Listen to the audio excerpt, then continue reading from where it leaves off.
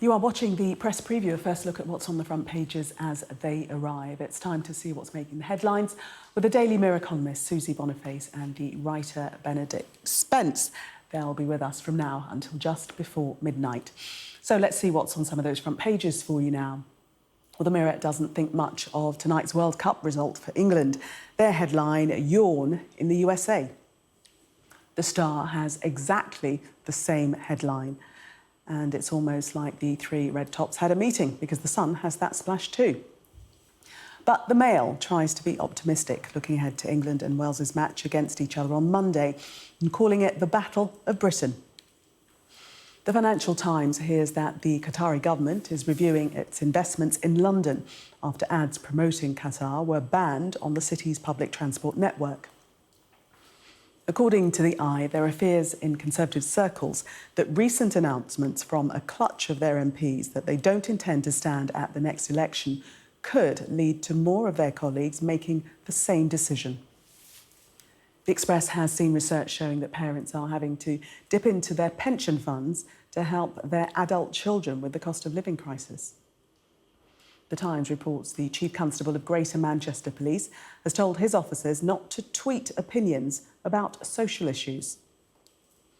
The Guardian understands that some disabled residents who use housing provided by the charity Leonard Cheshire are being evicted because of disputes between the organisation and local authorities. And the Telegraph speaks to the Princess of Wales about early childhood education, a cause close to her heart. And a reminder that by scanning the QR code you'll see on screen during the programme, you can check out the front pages of tomorrow's newspapers while you watch us. And we are joined tonight by Susie Boniface and Benedict Spence. Welcome to both of you. Thanks for joining us. Let's start with the Times. And this is the shocking review into the London Fire Brigade. I mean, truly shocking, some of the detail in this article. Start us off on this one, Susie. Yeah, well, this is a review into exactly what's been happening in London Fire Brigade, and it is pretty horrifying. Women are taunted. They are having not just remarks made about them, but they're being sent videos of their colleagues flashing genitalia. There's multiple cases of bullying, targeting ethnic minorities, firefighters of colour having nooses left on their lockers and anti-terrorism stickers put on their lockers. It's all pretty grim reading. What's even more horrifying is that Danny Cotton, who was the first female to lead London Fire Brigade, she was the commissioner, she herself got death threats after she was launching an anti-sexism campaign. So no one seems to be immune. It goes all the way to the top. And partly you can say, well, yeah, it's a traditionally male environment, and lots of blokes together in a very testosterone-fueled situation are going to be like this. If you're going to be really negative and pessimistic about humans, that's what you might say. And on the other hand, you'd say, well, it's the 21st century, chaps. And women have been in your workplace for quite a long time, and so have people of colour and people of other ethnicities and religions, and this isn't really the way to carry on, is it? And so what's really refreshing about it is that the Fire Brigade have seen this review and the Mayor of London and gone, yeah, OK, fine, that's all terrible and bad and we're going to fix it, which is, I think, might be one of the first times in recent history I can remember those in authority being told something has gone horribly wrong and immediately just accepting that and saying it needs to change. Quite often they tend to try to prevaricate and argue it's someone else's fault. They're not doing that this time. No, the Brigade's Commissioner, Andy Rowe, has opened an independent investigation and in a statement has said there is no place for discrimination, harassment and bullying in the Brigade, and from today it will be completely clear to all staff what behaviour isn't acceptable and what the consequences will be. I'm deeply sorry for the harm that has been caused. Benedict. Yes, I think they've probably seen what's happened, for example, in the Metropolitan Police, and how the Metropolitan Police has been very unimpressive in many ways, how it responded to allegations of sort of rampant sexism and bullying and everything else that's gone on. And many of the similar things that have been levelled at the Fire Brigade here, but also, as Susie says, in sort of more traditionally masculine roles. We see this a lot in the armed forces as well. A lot of bullying goes on, and very often the temptation is to sort of close ranks. I think in many ways, though, the first thing we do have to say is we're not sure how widespread it is. It might be a sort of a small core of very determined, very nasty people. It could be rampant throughout. We're not quite sure. But I think that the key thing that has to be said here is, much more so than perhaps, for example, the armed forces, in the short term, if you're working as part of a fire brigade, if you're working as part of a team, it is essential actually that there is camaraderie, that there is teamwork, that there is trust. And actually you have to stamp out that sort of bullying, that sort of internal fractures very quickly, because it's not actually like you can just be sort of deployed somewhere else or shifted off to another unit or to a desk job or something like that. If you get the call, you have to go out straight away. This isn't actually a profession that you can sort of hide behind protocol or sort of offer sort of minor platitudes. This is something that does need to be nipped in the bud. It's a very dangerous job. It's a very demanding job. And I think probably it's just the sort of thing where ultimately, even if there was a desire to shield those who are responsible, I just don't think there's the capacity for them to be able to get away with it. No. Susie, to the eye, and this story about Conservatives being worried that many MPs are choosing not to stand again. The article mentions, I think, 3, that Dehenna Davison becomes a 3rd. We think the figure's probably closer to 8.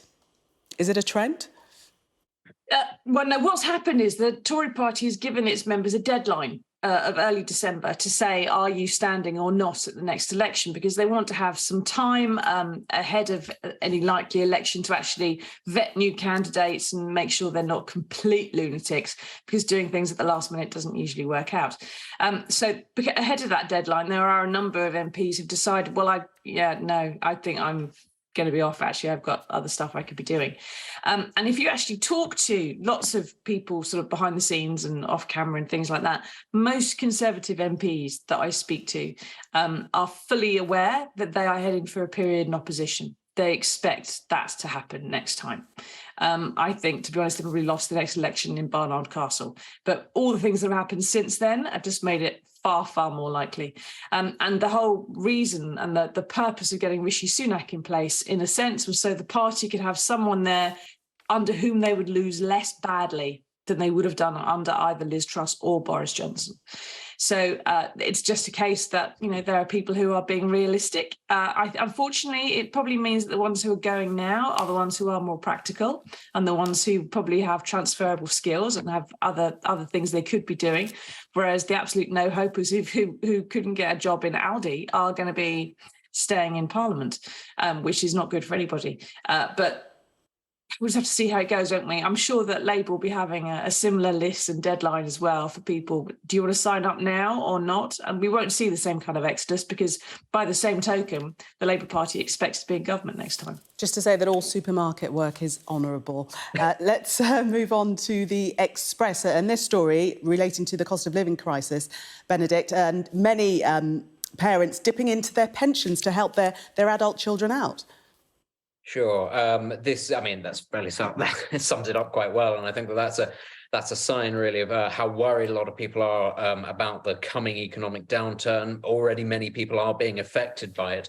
And the warning that's coming from a lot of pension analysts saying to people who are potentially withdrawing pensions, over $3.5 billion, I think, so far has been withdrawn out of the nation's pension funds. And they're saying, look, if you do this, you just need to be aware that you are obviously putting your own futures in jeopardy, potentially, not being able to have the quality of living that you might expect, might struggle, in fact, to get by. Now, one might temper that by saying that one would hope that people were sensible enough to not take out more than that they could afford to realistically. But we already know this, that people of the younger generations, millennials and below, a lot of them are really struggling. It's not necessarily a situation where they can go, oh, it's fine, I'll just get by. And I'm sure actually a lot of parents, especially those who have paid off their own mortgages, who have had, who do have quite good pensions, who have had it relatively easy. I'm sure a lot of them actually feel a little bit bad, given the situation, the burden of tax, for example, that's being placed on younger people, their inability to get on the housing ladder, their inability to start families, their inability to save for their own futures,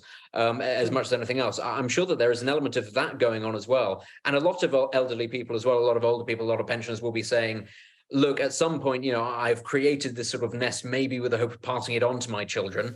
maybe I have to give them a little bit now to sort of help them get through, because Yes. it is going to be a very difficult start couple of helping years, them. 2 years. Start helping them a bit earlier than they'd planned.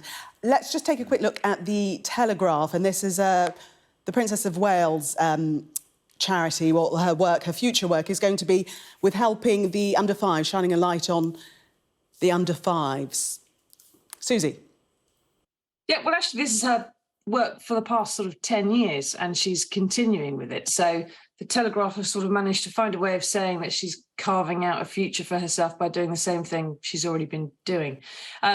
She's perfectly right, and it's brilliant that there's someone with her profile who is focusing on those first sort of 1,000 days of a child's life, the first 3 years and then the first 5 years, those early years stages in which, if you get the right nutrition, if you get the right care, if you get the right family background, that your future is going to be very, very different to those who don't have those things. And concentrating on that and making sure every child has access to those things is incredibly important. I think she's probably going to struggle under the current government to get funding for that sort of stuff. But we'll have to see how things go over the long term, won't we? But what's great about it, I suppose, in a way, is that as well, the Princess of Wales actually gets to express an opinion about things. She says not enough's being done on this. We need to do more. We need to do better. Now, can you remember, I'm old enough to remember actually when the last Princess of Wales did start saying things like, this isn't good enough, something needs to be done about it. And all the papers were up in arms saying, how dare Princess Diana start sticking her oar in and tell us what to do? She's got no right, etc. So it's good that there is a princess expressing a view. Susie and Benedict, for the moment, thank you. We're going to take a break. Coming up, a trio of front pages to make Bruce Springsteen blush. The Red Tops aren't too happy about tonight's World Cup result for England. More on that next. Stay with us.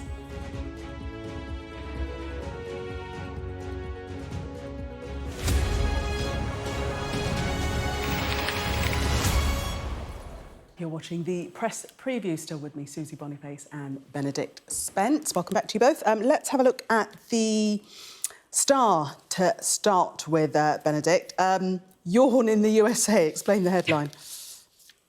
Yeah, if any of you watching were not watching earlier the England versus United States match, you didn't miss anything. It was pretty much the worst game of the World Cup so far, as ever with England, having won their first game, I think 6-1, 6-2 or something like that. You know, they were always going to let us down after that. It was an absolute snore fest. If anything, the United States were slightly better, just to add insult to injury. It's not great. It's in all honesty, you know, it does make things a little bit more difficult for England in qualifying. But it was nothing on the earlier game, Wales versus Iran, which was, you know, very tense, full of excitement and high drama, with the dramatic finish right at the end. That was the other game in England's group, and it now leaves us very interestingly poised, shall we say, Iran versus USA, that old humdinger. For the next round, and then of course England versus Wales, and it pretty much seems to be a winner-takes-all situation for both teams. Yes, we shall see the result of that nail-biting Star, Sun, Mirror, all the same headline there. Susie, take us to the FT and this story about the Qataris thinking about withdrawing investment in London because of the London transport advertising bans on Qatari adverts.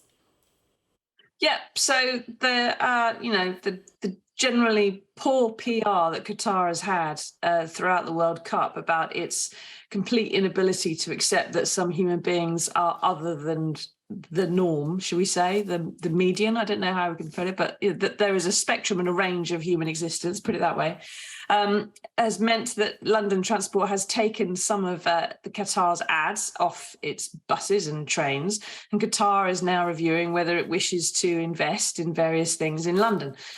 It's a bit of a tit for tat. Qatar's obviously got a lot of money. London obviously likes that money. But by the same token, you have to start deciding at some point at what point the money you're taking or spending is dirty or clean, and whether it's the money that you want, whether it's the kind of investment you choose to have. And I think, getting the World Cup, which Qatar won at the height of FIFA being perhaps the most corrupt it's ever been, which is saying something, it was done in order to make Qatar seem like a better place. That's not worked. Sorry, Susie, to cut in there. Benedict, just very quickly, your thoughts on that, about 20 seconds. I think TfL is probably right to do it, well within the right to do it. Possibly should have done it earlier, though. We have known the World Cup was going to be in Qatar for about 12 years. But I do think it sets an interesting precedent, because actually the biggest campaigns right now that I've seen on the tube, for example, are from Morocco, a holiday campaign saying come to Morocco. Homosexuality is illegal in Morocco. And also a lot for money transfer campaigns for African countries, Ghana, Nigeria. Homosexuality is illegal there as well. Thank you so much. We've run out of time.